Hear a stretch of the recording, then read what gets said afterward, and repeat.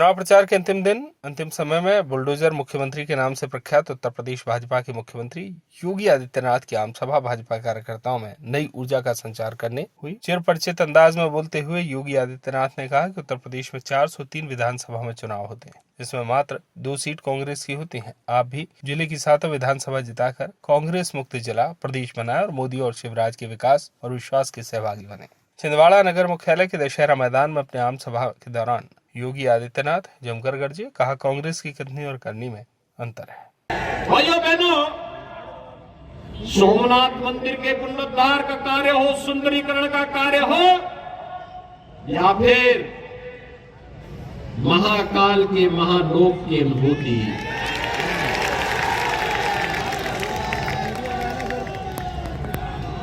बाबा साहब भीमराव अंबेडकर से जुड़े हुए पंच तीर्थों का निर्माण भी मोदी जी के मार्गदर्शन और नेतृत्व में हुआ है। और यही नहीं, 500 वर्षों का इंतजार समाप्त करके अयोध्या में भगवान राम के भव्य मंदिर का निर्माण। क्या कांग्रेस कर पाती? क्या भाइयों बहनों, कांग्रेस के नेताओं ने तो कहा था कि राम और कृष्ण हुए ही नहीं। संभवतः कमलनाथ जी भी उस कैबिनेट के सदस्य थे जिस कैबिनेट ने एक एफिडेविट दिया था सुप्रीम कोर्ट में कि राम और कृष्ण हुए ही नहीं। यानी वे राम और कृष्ण के अस्तित्व पर प्रश्न खड़ा करते हैं। यानी इसका मतलब सनातन धर्म के अस्तित्व पर प्रश्न खड़ा करते हैं, हमारे अस्तित्व पर प्रश्न खड़ा करते हैं। भैया बहनों, भारत के अस्तित्व पर प्रश्न खड़ा करती है कांग्रेस। और इसीलिए मैं कहता हूं, कांग्रेस देश की समस्या का नाम है, देश का बोझ बन चुकी है कांग्रेस।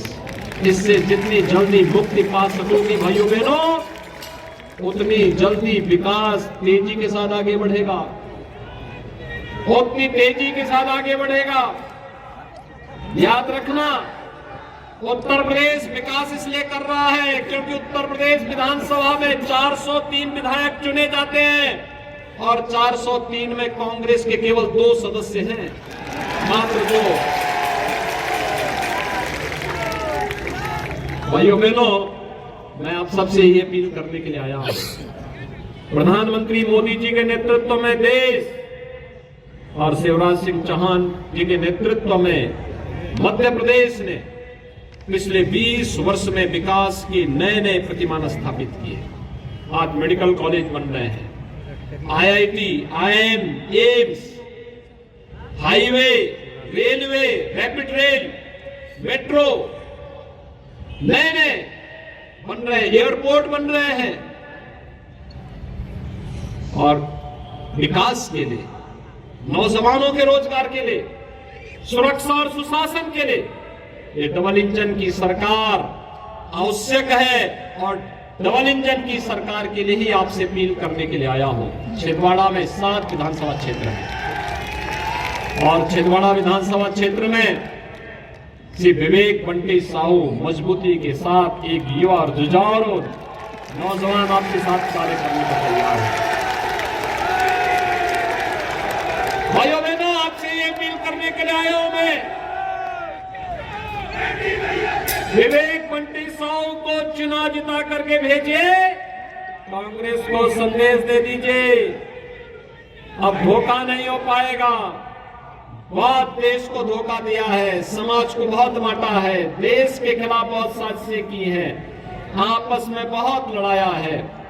अब ये नहीं चलेगा।